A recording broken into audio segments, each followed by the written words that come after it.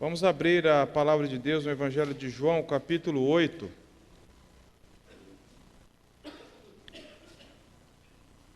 João, capítulo 8, dos versos 1 até o verso 11. Um texto bastante conhecido da maioria de nós, se não de todos nós. E vamos, com a graça de Deus, tentar entender um pouco mais, reafirmar as verdades que nós já entendemos deles e deixarmos que o Espírito Santo aplique em nós os princípios que nós devemos extrair daqui para o nosso benefício na vida espiritual. É um texto que fala da mulher adúltera. Diz assim: Jesus, entretanto, foi para o Monte das Oliveiras. De madrugada voltou novamente para o templo, e todo o povo ia ter com ele, e assentado os ensinava. Os escribas e fariseus trouxeram à sua presença uma mulher surpreendida em adultério, e fazendo-a ficar de pé no meio de todos, disseram a Jesus: Mestre, esta mulher foi apanhada em flagrante adultério. E na lei nos mandou Moisés que tais mulheres sejam apedrejadas. Tu, porém, o que dizes? Isso diziam eles tentando-o para terem de que o acusar. Mas Jesus, inclinando-se, escrevia na terra com o dedo. Como insistiam na pergunta, Jesus se levantou e lhes disse: Aquele que dentre vós estiver sem pecado, seja o primeiro que lhe atire pedra. E tornando-o a inclinar-se, continuou a escrever no chão. Mas, ouvindo eles esta resposta e acusados pela própria consciência, foram se retirando um por um, a começar pelos mais velhos até os últimos, ficando só Jesus e a mulher no meio onde estava. Erguendo-se Jesus e não vendo ninguém mais além da mulher, perguntou-lhe: Mulher, onde estão aqueles teus acusadores? Ninguém te condenou? Respondeu ela: Ninguém, Senhor. Então lhe disse Jesus: Nem eu tampouco te condeno. Vai e não peques mais. Vamos ter uma palavra de oração, meus irmãos? Senhor, diante da Tua palavra, nós devemos estar abertos, sedentos em aprender, dispostos, Senhor, a praticarmos aquilo que o Senhor tem para nos ensinar, que o Senhor nos faça olhar para nós mesmos, Senhor. Que o Senhor faça-nos enxergar os nossos próprios pecados, a nossa própria necessidade de arrependimento, de nos aproximarmos mais do Senhor, e que esse texto fale profundamente na vida de todos nós aqui. Em nome do Teu Filho amado. Amém. Meus irmãos, estamos diante de uma passagem bem conhecida, talvez pouco compreendida por alguns ou má compreendida por outros, no mundo evangélico, não necessariamente aqui nesta igreja. E eu queria primeiro extrair aqui 3 possíveis erros de interpretações que nós podemos extrair aqui desse texto, para nós vermos o que Jesus não está ensinando. Nós lemos o texto, então o primeiro erro que nós podemos cometer é achar que o pecado de adultério não é tão grave assim, pois nem mesmo Jesus condenou aquela mulher. É uma coisa banal, isso é um erro. Porque no 7º mandamento, nós lemos lá, não adulterarás. E Jesus foi muito enfático contra o adultério, muito enfático sobre a pureza no casamento. Então, esse ensinamento sobre que o adultério é um pecado irrelevante, porque nem Jesus parece que deu tanta atenção a ele, é um erro. O segundo erro é que se pegarmos alguém em flagrante pecado, não temos o direito de fazer nada, pois nós também somos pecadores. Então, seria cada um por si.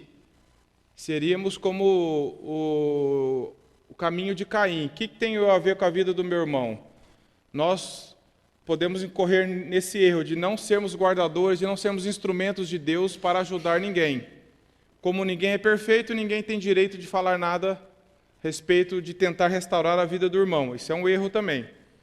E o terceiro erro que nós podemos cometer nessa interpretação é que quando Jesus perdoa alguém, essa pessoa nunca mais pode pecar, nunca mais peca. Porque Jesus falou no final: vai e não peques mais. E existe uma corrente de pessoas que acham que aquele que nasceu de novo não peca mais.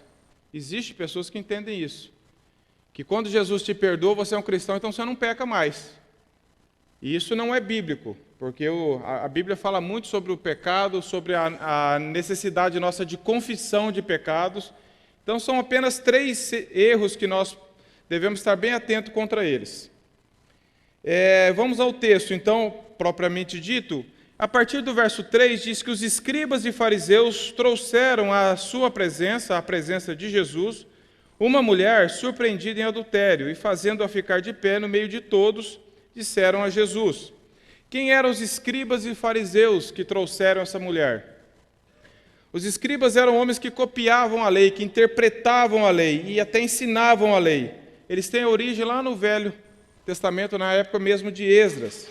Eles, de tanto copiar, eles sabiam muito bem o texto e interpretavam.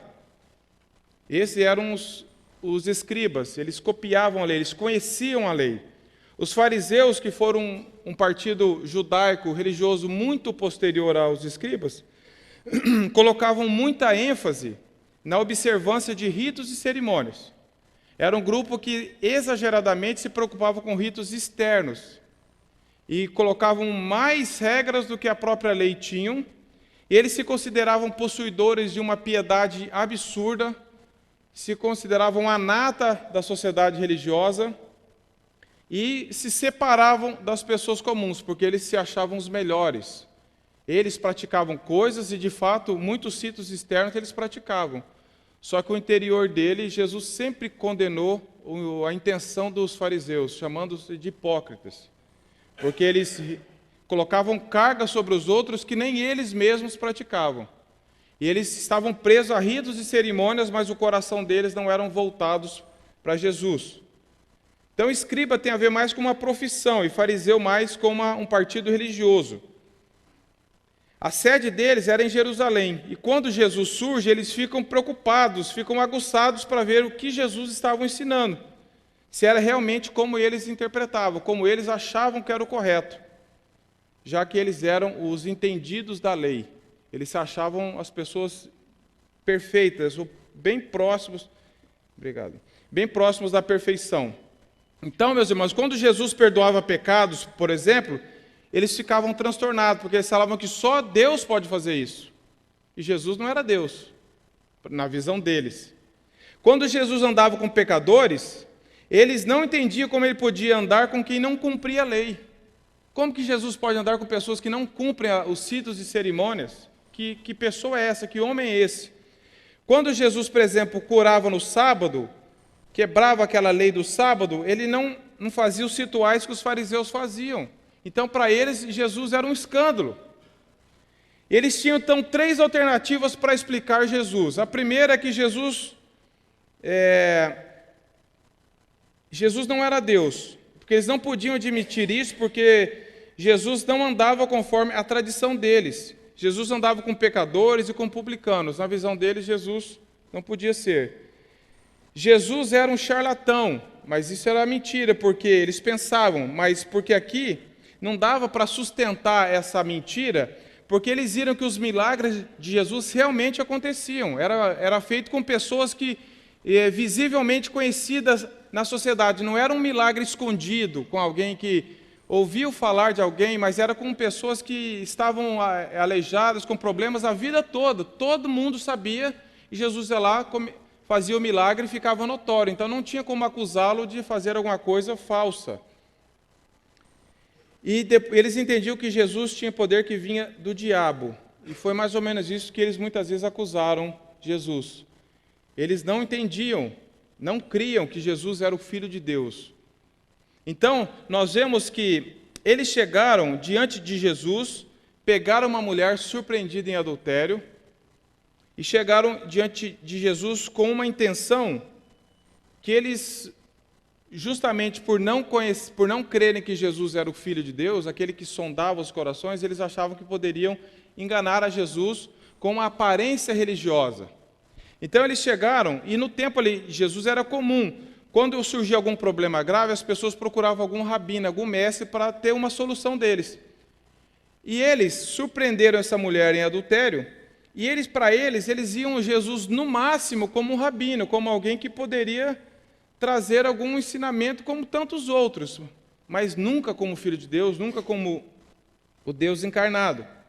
Eles nunca se aproximavam de Jesus com a intenção de aprender, de crer, sempre com a intenção de provar, de tentar fazer Jesus se contradizer com as verdades que ele ensinava.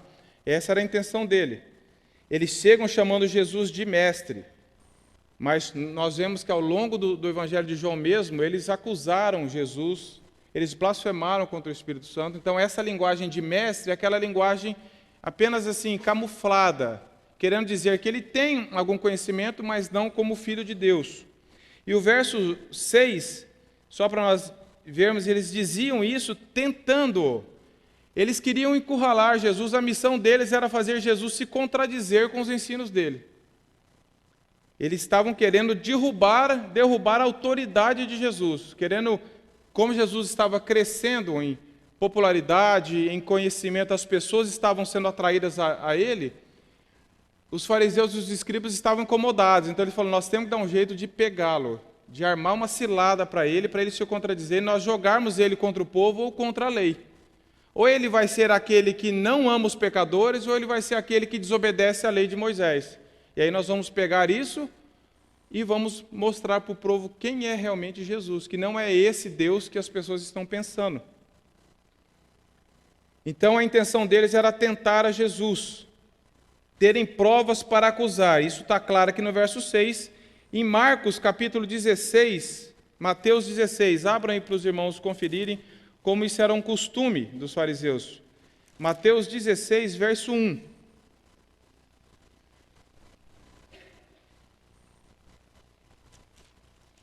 Mateus 16, no verso 1.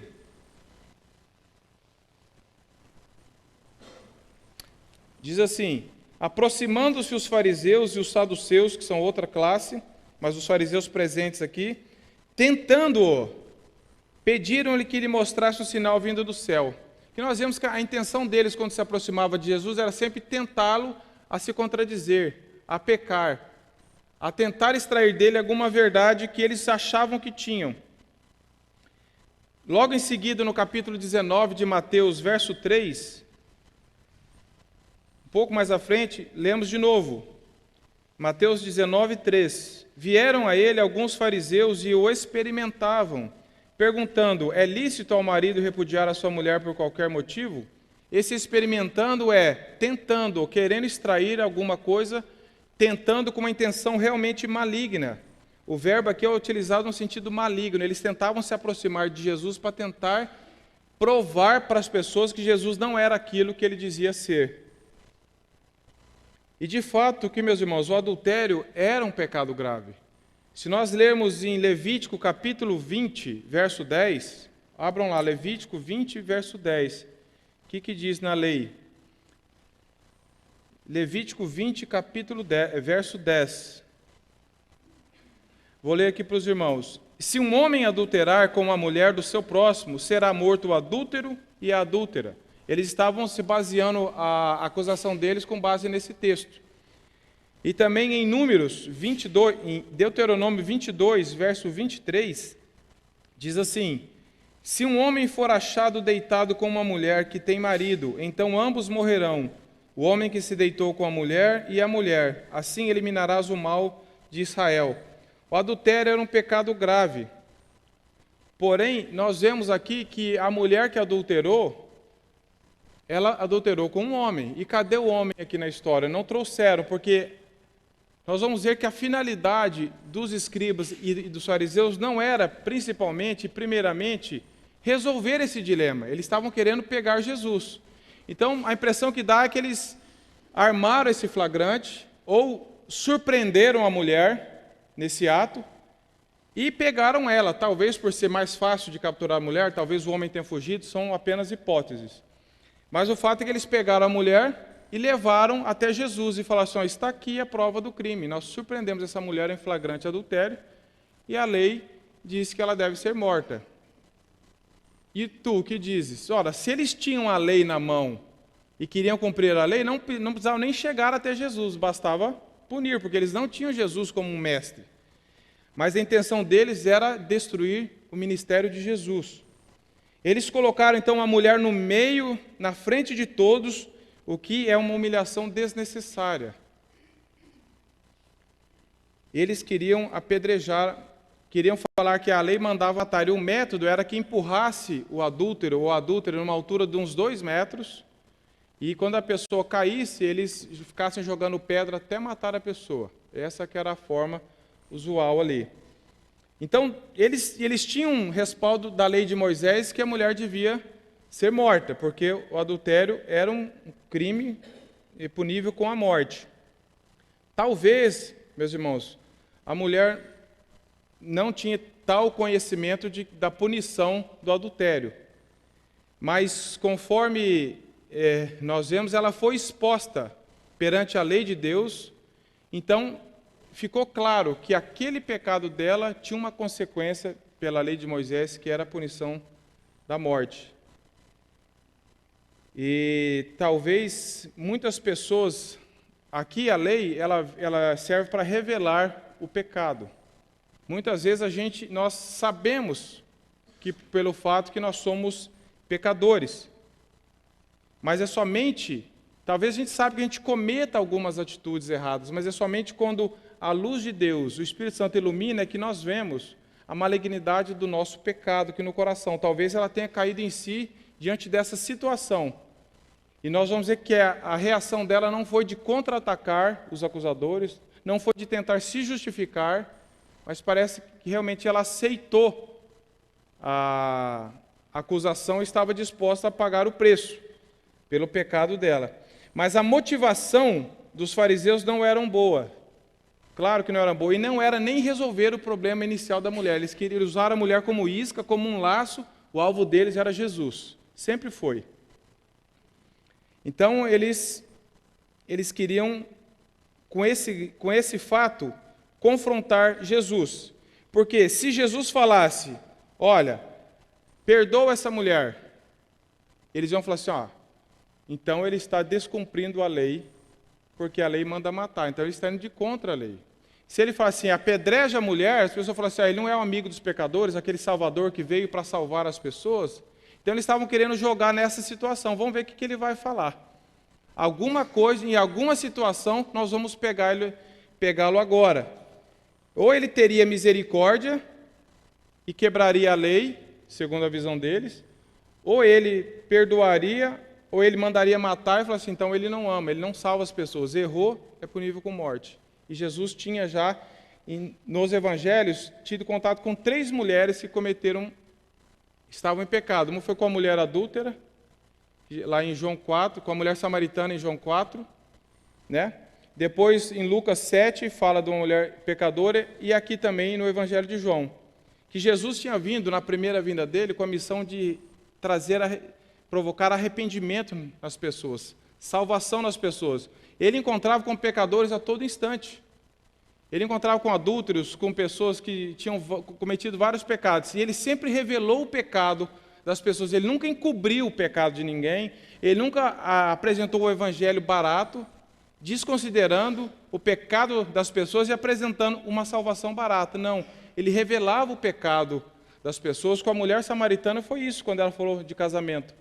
Ele falou, ele apontou ali na frente dela o pecado dela, mas ao mesmo tempo ele trouxe salvação, trouxe graça, porque a finalidade da primeira vinda de Cristo é trazer arrependimento para nós.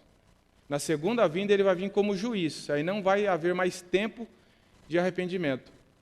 Mas aqui Jesus está vindo, o ministério dele era, eu vim para trazer arrependimento, eu revelo o pecado, mas eu mostro a graça. E os fariseus e os escribas queriam apenas praticar a justiça cega da lei, sem qualquer outra finalidade, sem qualquer misericórdia. Eles não exerceram nenhuma misericórdia com aquela mulher, ao contrário, eles trouxeram como se fosse um objeto, como se eles mesmos nunca fossem passíveis de cometer aquele pecado, o que, segundo alguns, muitos deles viviam até em pecados assim, mas com os outros eles exerciam uma justiça ferrenha, como se eles fossem totalmente impossíveis de cometer esses pecados. E eles trouxeram aquela mulher com raiva, colocaram ela no meio como se fosse um objeto, sem misericórdia, sem intenção nenhuma de restaurar, sem intenção nenhuma de protegê-la, de mostrar o pecado dela, mas ao mesmo tempo a graça, porque eles nem mesmo criam nisso. Eles eram muito duros com os outros e muito moles com eles mesmos. Essa é uma característica dos hipócritas. Nós colocamos muita lei para os outros, exigimos muito dos outros, mas somos muito longânimos e mansos conosco mesmos, com os nossos pecados.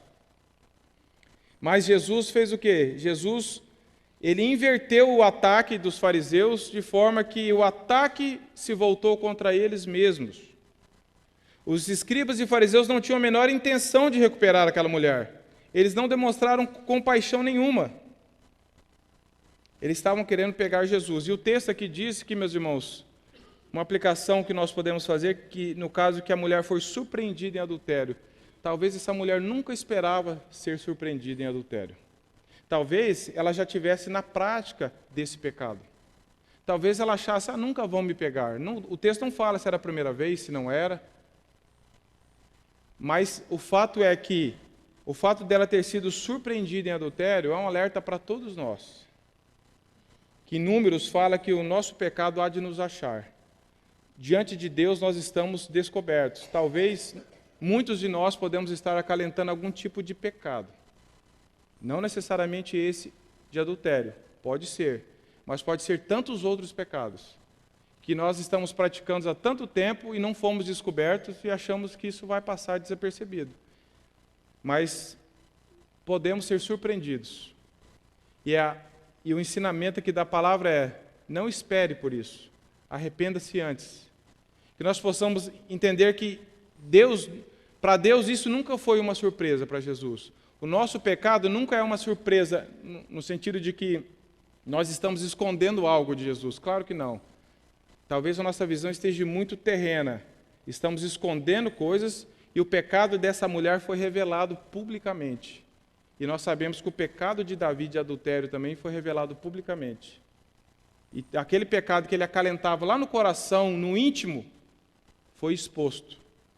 E nós vemos que no caso de Davi e dessa mulher, isso foi graça de Deus, para que ela não continuasse naquela prática, para que Davi não continuasse. E Deus então traz arrependimento, Ele revela o nosso pecado, mas nos traz arrependimento, porque Ele quer nos ensinar a andar na luz com Ele, a praticar a verdade, a confessar os pecados, não a esperar ser descoberto, não a aperfeiçoar a forma de esconder os nossos pecados, mas que nós possamos trazer à luz, Senhor, confessar os nossos pecados, para que aquele pecado que eu e você cometemos, ou possamos vir a cometer, tanto no íntimo, Deus pode trazer à luz publicamente para nos tratar. Que nós possamos então aprender com isso, que talvez a gente nunca esperasse, essa mulher nunca esperasse que ela fosse surpreendida. Mas Deus pode fazer isso, fez com ela e pode fazer conosco também. Qual foi a reação de Jesus diante dos escribas e fariseus que trouxeram essa mulher, colocaram ela publicamente e falaram assim: está aqui, a lei manda fazer isso, o que o senhor faz? E a mulher ali, quieta. A reação de Jesus ali, nós vemos no verso 8, no verso 6 a 8. Dizia assim, isso diziam eles tentando-o para terem do que acusar. Mas Jesus, inclinando-se, escrevia na terra com o dedo. Como insistiam na pergunta, Jesus se levantou e lhes disse: aquele que dentre vós estiver sem pecado, seja o primeiro que lhe atire pedra. E tornando a inclinar-se, continuou a escrever no chão.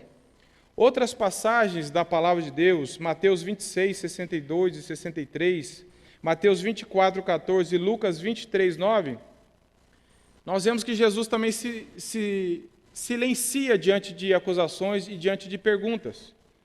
E várias interpretações são apresentadas para o fato de Jesus, diante dessa acusação dos escribas e fariseus, ficar em silêncio. Porque eles acusaram, falaram para Jesus, e Jesus se inclinou, começou a escrever. Ninguém sabe o que Jesus estava escrevendo, a finalidade do texto não é tentar descobrir o que Jesus estava escrevendo, não há unanimidade, não há clareza sobre isso. A questão é que Jesus parece que realmente ele menosprezava a acusação ali dos fariseus, porque ele conhecia o coração dos fariseus. Ele falou assim, o que vocês estão trazendo esse problema para mim se vocês fazem coisas piores? Talvez essa seja a interpretação mais aceita. Não é que Jesus estava querendo ganhar um tempo para responder, ele não precisa disso. Não é que Jesus não tinha argumento para responder, sabemos que não é isso. João Calvino mesmo afirma que Jesus pretendia mostrar que menosprezava, que eles eram até indignos de serem ouvidos, porque eles tinham uma vida tão suja, e querendo se fazer de puros ali, publicamente para as pessoas e diante da mulher. Jesus odeia a hipocrisia, odeia a mentira. E quando a gente tenta nos apresentarmos diante de Deus com um ar de religiosidade, de piedade, sendo que Ele conhece o nosso coração, Jesus nos olha para dentro do nosso coração e fala assim, esse discurso aí não bate com a realidade. Então, diz que Jesus abaixou-se, escreveu, começou a escrever, e eles insistiam na pergunta, a ficha não tinha caído ainda sobre eles. E talvez eles acharam que Jesus falou, nossa, ele não tem resposta. Vamos insistir, vamos apertá-lo, vamos interrogá-lo até extrair dele alguma resposta. E o texto diz que o verso 7 diz que eles insistiam nessa pergunta, ou seja, ficavam repetindo, tu que dizes, a lei manda fazer isso, tu que dizes, e Jesus escrevendo. E eles repetindo a pergunta, achando que estavam dominando a situação, achando que estavam conseguindo encurralar Jesus. E o texto diz que Jesus se levantou e falou assim, aquele que dentre vós estiver sem pecado, seja o primeiro que lhe atire a primeira pedra. Era o costume da lei que a testemunha que presenciou o crime desse a iniciativa do ataque, da punição. Você pegou aquela pessoa em flagrante adultério, então você começa a executar a pena. Deuteronômio 17:7 fala isso. E Jesus ali então começa a chamar de uma forma geral as pessoas a refletirem sobre a vida. Deu, quem sabe, uma oportunidade para os escribas e fariseus. Falou assim, se vocês acham que vocês são tão puros, que vocês realmente nunca tiveram nenhum desejo como esse, nenhum desejo pecaminoso, por favor, pegue a pedra e comece a tirar. É interessante, meus irmãos, que Jesus devolveu essa pergunta. Falou assim, vocês podem atirar, mas sonde o coração, sonde a consciência de vocês. Será que o que vocês estão acusando, vocês nunca cometeram? Nunca tiveram desejo de cometer? Será que esse pecado que vocês estão com tanta raiva são aqueles pecados que vocês estão amando tanto no íntimo? E nós somos tão duros com as pessoas. E às vezes quando nós vemos alguns irmãos em dificuldade, em pecado, talvez nós não desejamos a morte. Mas às vezes nós podemos até nos falar assim, está merecendo, ou coisas parecidas que podem passar na nossa mente. Como a gente tem que exercer misericórdia? Falar, Senhor, será que eu não estou cometendo coisa pior? Será que eu estou me achando melhor que ele? Será que eu estou querendo apresentá-lo diante do Senhor como se eu fosse o padrão de alguma coisa, uma referência de santidade? Então Jesus chama todos, mas quando Jesus diz isso, meus irmãos, aquele que dentre vós estiver sem pecado, seja o primeiro que atire a pedra, Jesus não acusou os fariseus aqui, falou assim, vocês não têm direito de fazer isso. Jesus foi de uma forma tão pedagógica que ele não foi ofensivo, mas de certa forma ele expôs a situação de forma tão clara que mesmo Jesus não acusando eles verbalmente, eles se acusaram. É interessante que eles não temiam a Deus, mas Deus colocou essa consciência no coração do homem, que é uma consciência que lá no fundo sabe o que é certo e o que é errado. É claro que a consciência não nos salva, claro que a consciência nossa não é o tribunal final. Martinho Lutero mesmo fala que ele mantinha a consciência dele cativa à palavra de Deus, a palavra de Deus é quem domina, mas lá no íntimo, Deus colocou no ser humano um senso de certo e errado, de bom e ruim. E quando Jesus falou assim, se vocês acham que vocês têm o direito de fazer isso, porque vocês nunca fariam, nunca fizeram, nunca tiveram desejo, pode fazer. Veja, Jesus pega a situação e coloca diante deles. E o texto diz que eles fazem o quê? Jesus então volta a se inclinar. Jesus não ficou repetindo como eles ficavam repetindo. Jesus falou uma única vez. E voltou a se inclinar no chão e continuou escrevendo. E o que o texto fala? Mas ouvindo eles esta resposta e acusados pela própria consciência, foram se retirando um por um, a começar pelos mais velhos até aos últimos, ficando só Jesus e a mulher no meio onde estava. Jesus não minimizou o pecado dela. Jesus não falou para eles, não, mas o que tem isso? Talvez ela não sabia. Quem sabe ela estava num momento de dificuldade. Quem sabe a culpa não é dela. Jesus não minimizou o adultério.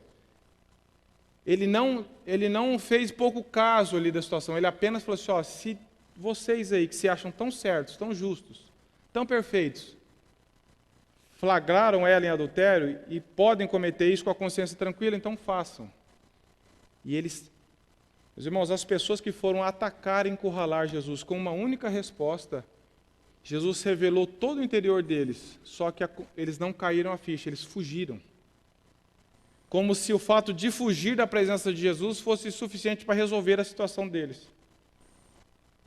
E a mulher que foi acusada ficou diante de Jesus. E os acusadores fugiram.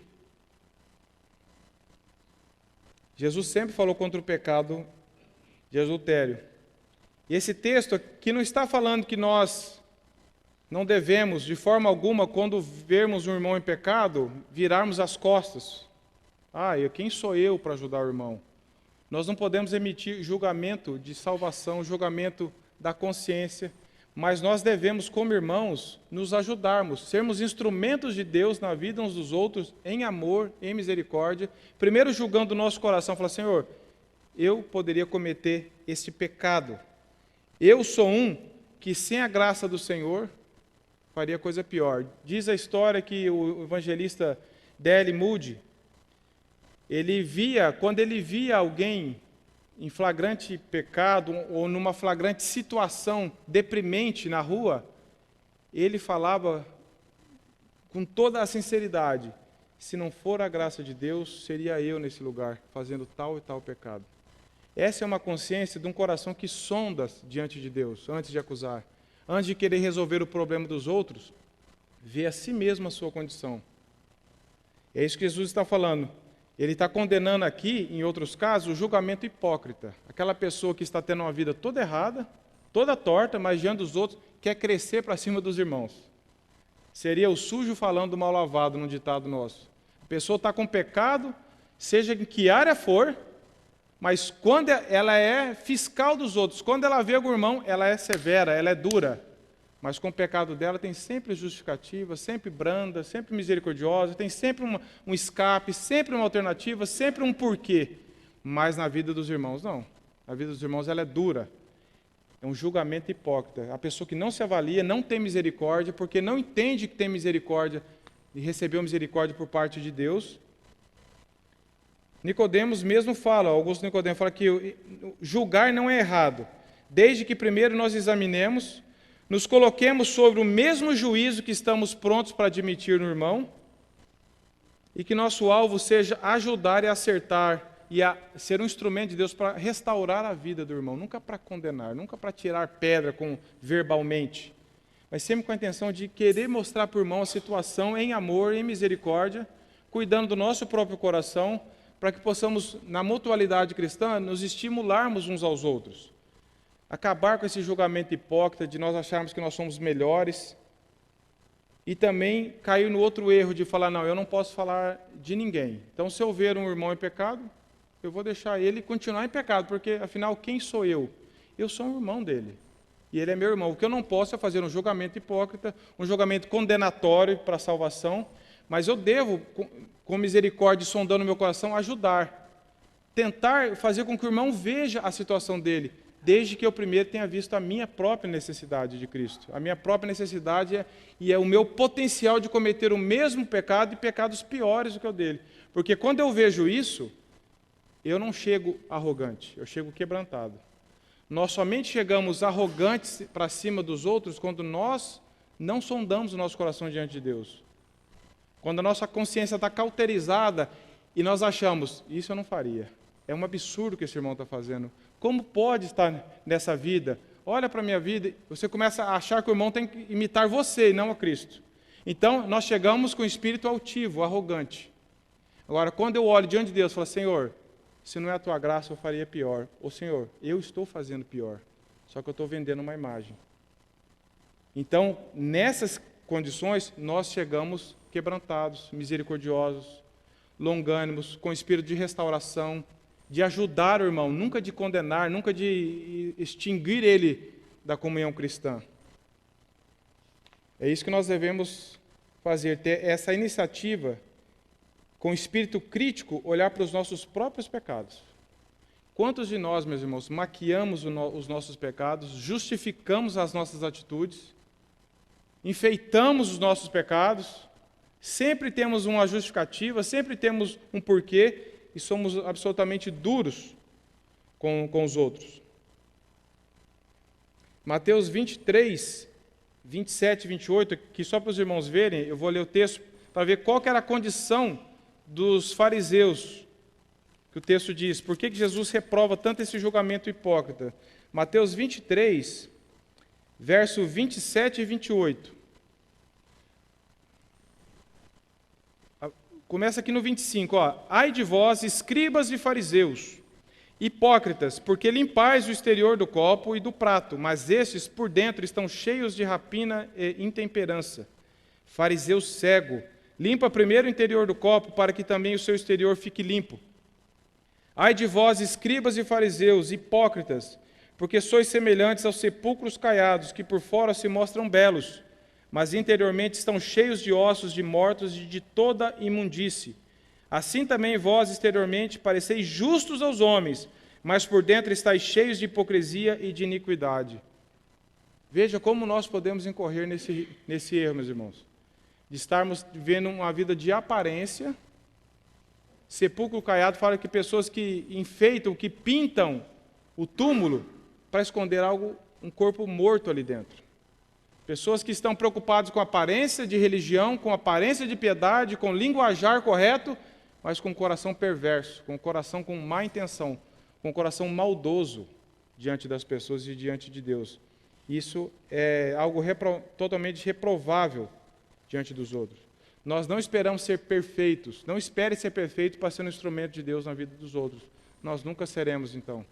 O que nós precisamos é fazer como Davi, entender que Deus ama a verdade no íntimo. Quanto mais nós estivermos praticando a verdade em confissão e arrependimento, mais Deus pode usar a nossa vida para ajudar outros irmãos.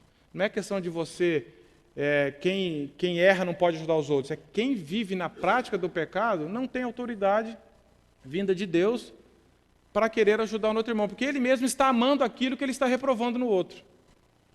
Como que eu posso reprovar no outro algo que eu amo fazer? Isso é um perigo muito grande que nós corremos. Então, primeiro, preocupemos com a nossa condição espiritual, interrogando a nossa própria consciência. Porque esses fariseus e esses escribas, quando Jesus revelou ali, a consciência deles acusaram eles. E eles ficaram tão envergonhados que faltou testemunha, a mulher não foi apedrejada. Eles fugiram. Meus irmãos, pense como que Deus faz isso até com os ímpios. Aquele senso, opa, está errado, aquele senso de erro. Por que tem pessoas que cometem crime e de repente eles mesmos se entregam? Que eles sabem falar, todos nós aqui já lemos reportagens de pessoas que falam assim, eu fiz isso aqui, eu tinha que pagar por isso. Pessoas que cometeram crimes, que não eram cristãos. Parece que a consciência acende. E claro que nós podemos cauterizar a consciência, ela não é o tribunal final, ela não nos salva, mas nós não podemos desprezá-la, porque em 1 Timóteo, acho que é 1 Timóteo 1,19, veja como é importante isso, 1 Timóteo 1,19, falando sobre o bom combate, Paulo alertando Timóteo. Verso 18, 1 Timóteo 1,18 e 19, diz assim, este é o dever que te encarrego, ó filho Timóteo, segundo as profecias de que antecipadamente foste objeto. Combate firmado nelas o bom combate, mantendo fé e boa consciência. Porquanto alguns, tendo rejeitado a boa consciência, vieram a naufragar na fé. Como é importante nós cultivarmos uma consciência que Deus nos coloca da presença dEle, dos nossos pecados, que quanto mais nós tentamos encobrir os nossos pecados, mais nós vamos cauterizando a nossa consciência e mais nós ficamos sendo acusadores dos outros.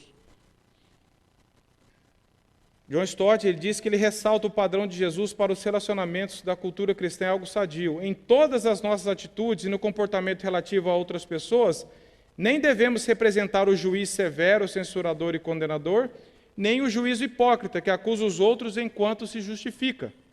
Mas o irmão, cuidando dos outros a ponto de primeiro acusar-nos e corrigir-nos para depois procurarmos sermos construtivos na vida que lhes damos valor. Esse é o ensinamento que John Stott também nos ensina.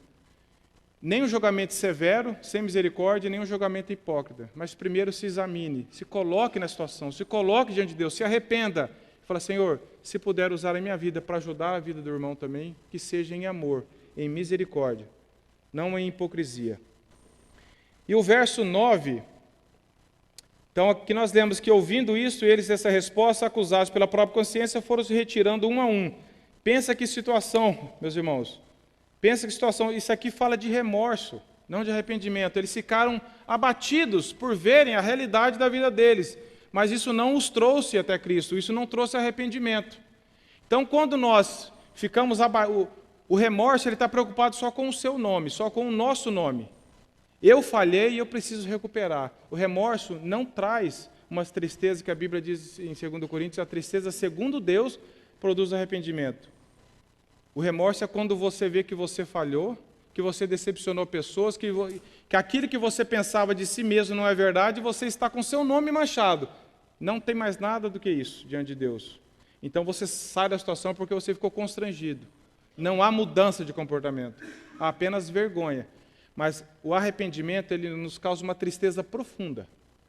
Mas ele mostra ao mesmo tempo a graça de Deus.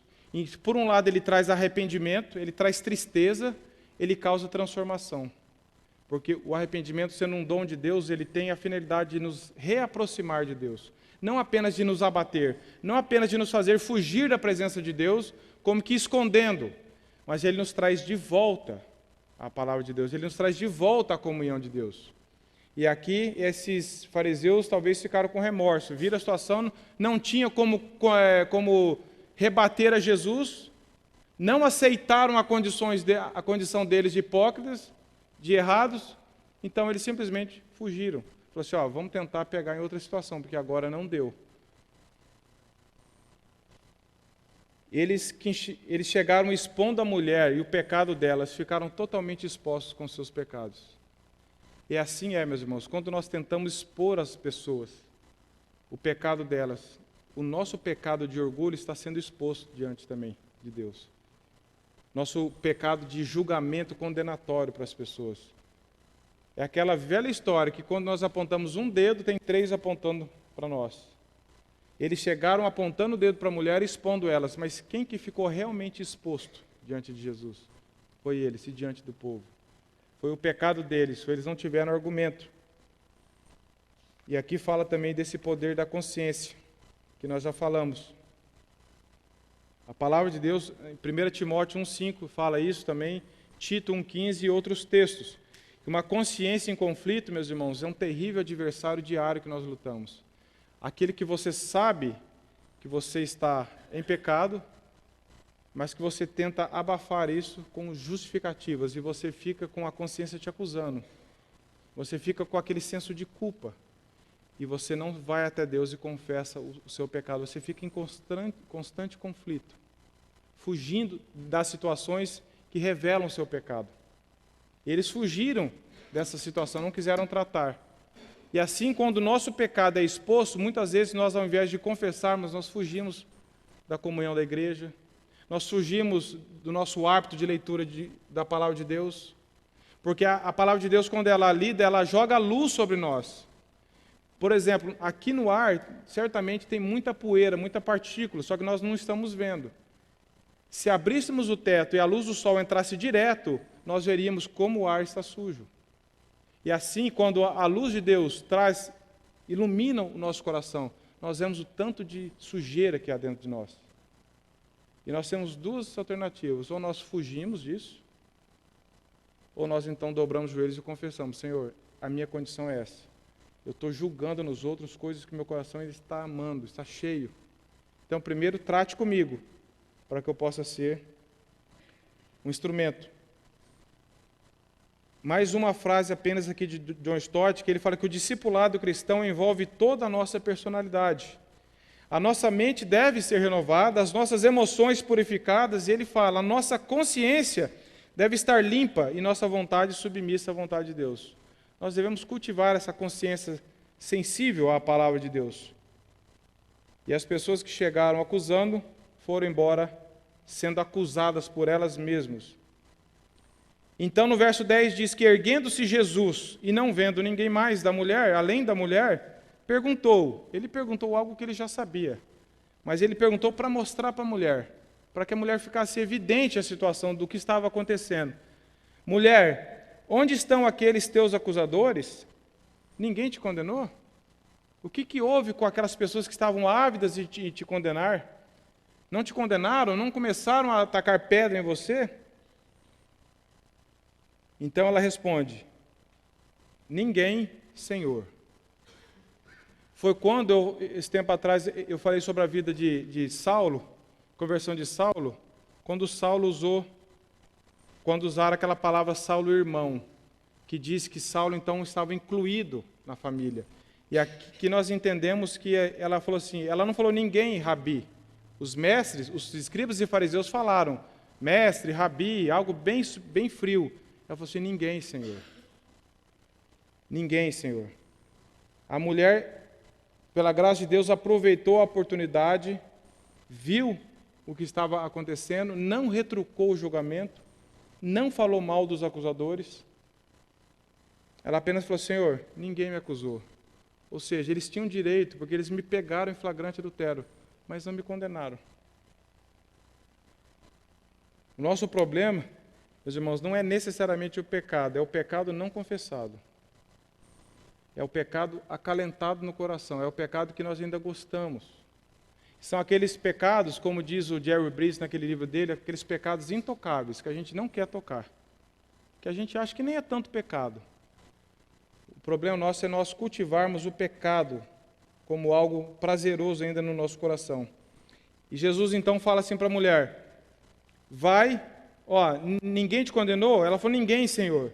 Então Jesus falou assim, nem eu também te condeno. Vai e não peques mais. Será que Jesus estava dizendo para ela, só quem sou eu para te condenar? Não, não estava. Jesus estava com a intenção de salvá-la, de mostrar o pecado dela, mas de mostrar assim, como ela chamou ele de Senhor, dá a entender de que ela realmente entendeu a situação. Jesus falou assim, vai e não peques mais. Será que Jesus estava dizendo assim, nunca mais faça isso, hein? Eu espero perfeição de você agora. Será que quando nós pecamos, Jesus espera assim, nunca mais eu quero ver você fazendo isso. Se fizer, não tem mais chance. A ideia aqui é de que quando nós somos reconciliados com Deus, quando nós entendemos o nosso pecado, nós devemos lutar por uma vida sem pecado, embora o pecado ainda possa ser um acidente em nossa vida. Mas que nós possamos agora, com uma compreensão do perdão de Deus, com uma compreensão do que o nosso pecado é, da sujeira, da podridão que é o pecado, nós possamos agora, Senhor, eu não quero mais pecar. Posso até pecar, que 1 João fala, se pecarmos, temos um advogado junto ao Pai, seja uma condição acidental.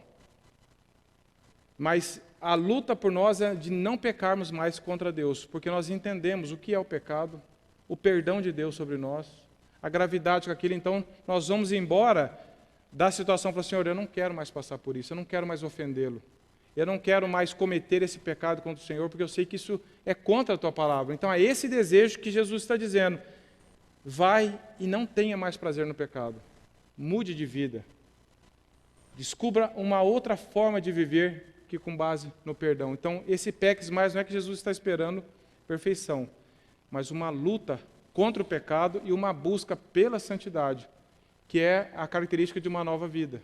A pessoa que está fugindo do pecado, o pecado começa a fazer mal para ela, e ela agora quer ter uma vida lutando contra o pecado e amando o que antes ela odiava, que é o prazer em Deus. Isso fala de mortificação do pecado e de busca pela santificação, que é a nossa luta diária. Mortificação do pecado, mortificação da carne e luta pela santidade. Desenvolvermos uma vida de sensibilidade da nossa consciência e do nosso coração diante da palavra de Deus e falar, Senhor, eu não quero mais ter a vida que eu estava tendo. Eu não quero mais ter as mesmas práticas. Eu não quero mais ser surpreendido em pecado algum. Eu quero agora cultivar uma nova vida.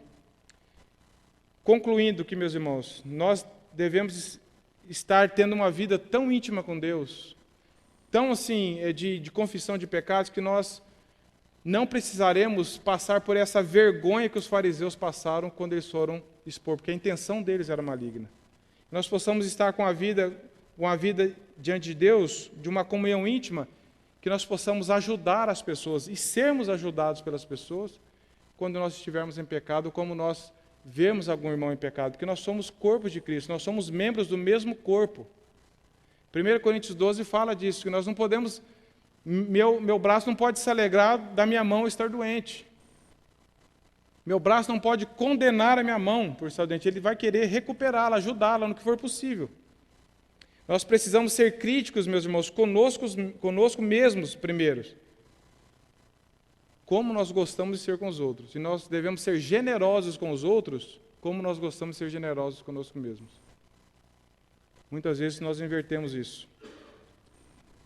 Devemos combater o pecado sempre, mas sempre com a intenção de restaurar o pecador.